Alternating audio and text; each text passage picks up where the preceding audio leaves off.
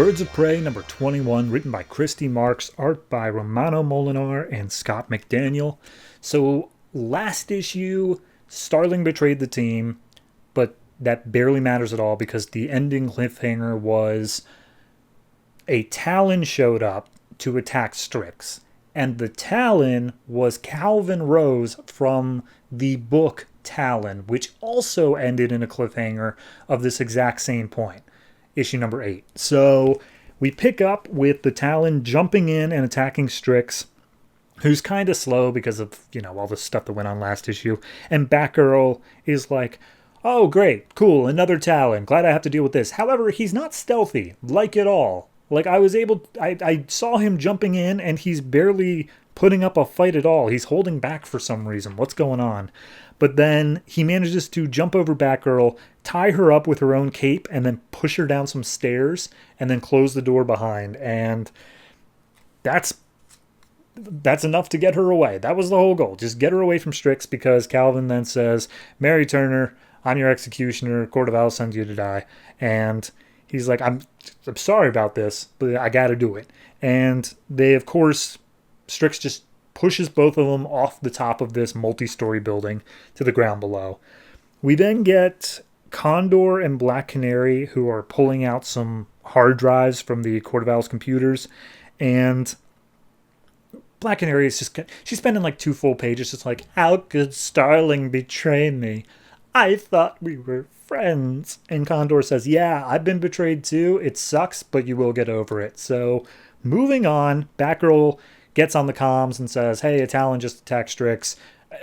I can't get up on the roof because he sealed the door shut. I need some help up here. So Condor points out, they never send Talons alone, so odds are there are other ones. Keep an eye out. So anyway, we see that the 2 Talons have crashed down onto the ground.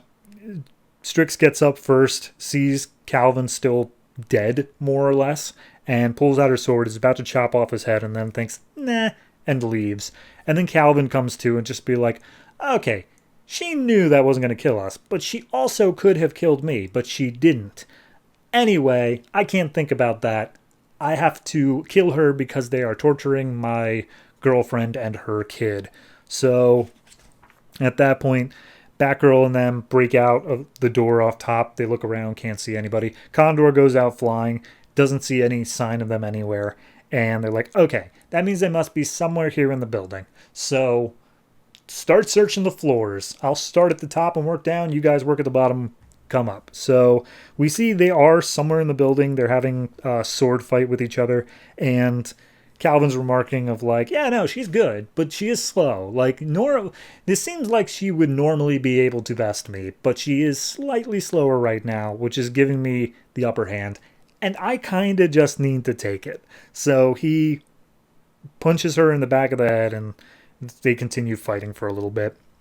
We see Batgirl is making her way through the building and hears rustling noises, so she busts into a room which is just full to the brim of rats. And then she's like, dang, that wasn't them. And then we get this page. Okay, so Condor and Black Canary are searching from the ground up, and Black Canary basically asks, Condor, why are you still here? What's keeping you around with us? In Japan, you seemed like you didn't want any part of us, but then you followed us to America, and now you're working hand in hand. What's going on here? And Condor calls Black Canary Dinah, which he's apparently not supposed to know that information. And he says, Dinah, I know what you think you did, but you're not a killer, and you need to understand that. And he takes off his mask and says, my name is Ben, and I'm totally into you. And so they make out for a second, then they hear a banging noise, and it's like, oh yeah, right, there's a story going on. So, just to be clear, that's happening. It's kind of been hinted at in prior issues, but I didn't think they would just trauma bond that quickly. So either way, they bust through a wall, Strix and Calvin, and Calvin does get the upper hand enough to basically knock her down and pull off part of her mask. And she's like, oh, now I have to do it in order to save my girlfriend and her child. And he sees her scarred skin under the mask and just like, you've been tortured like I was. We're not so different, you and I. Oh, I can't do it. I can't kill you. And so he collapsed to the ground, and it looks like Strix immediately gets up and is about to kill him, and he apologizes to Casey and Sarah, I think her name is. Yeah, Sarah. And it's just like, I'm sorry, I failed you. And Strix hears this and says, who? Why did you say those names? And when I say says that, she wrote it on the ground. And Calvin explains, like, oh, well, the Court of Owls sent me. They want me to get your costume and also a piece of your blood. I have this toxin here that's going to completely disintegrate you and make it so you can't revive. But I just can't do it. I don't want to be a cold-blooded killer. And Strix is like, you talk too much. Follow me. And so he follows after her and says, like, well, I don't know if I can trust her, but I'm going to have to in order to save us both. That's the issue. It felt like this all could have been done in like 3 pages. I guess my biggest problem with it is the whole Batgirl, Black Canary, and Condor searching for them thing.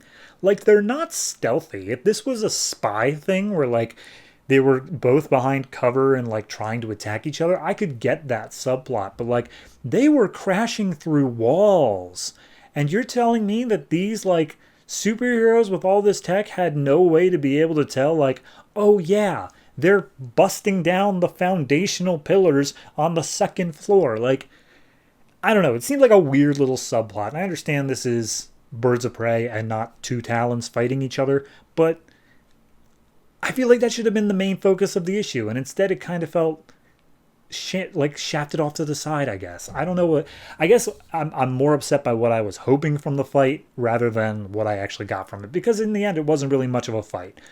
This is the first time that we've gotten Strix into a thing where there is someone who can like totally be her equal, and we just kind of, who cared it? You know, it just didn't matter in the end. So overall, I'll give this one. I can't say a 7, so I'm giving it a 6.5. It's okay. It's not awful, and I do like the book that it's crossing over with. I do think Talon is a very solid book, but it didn't carry over here. It just did. I think it spent too much time explaining for people who weren't reading Talon rather than just taking the story where it needed to go.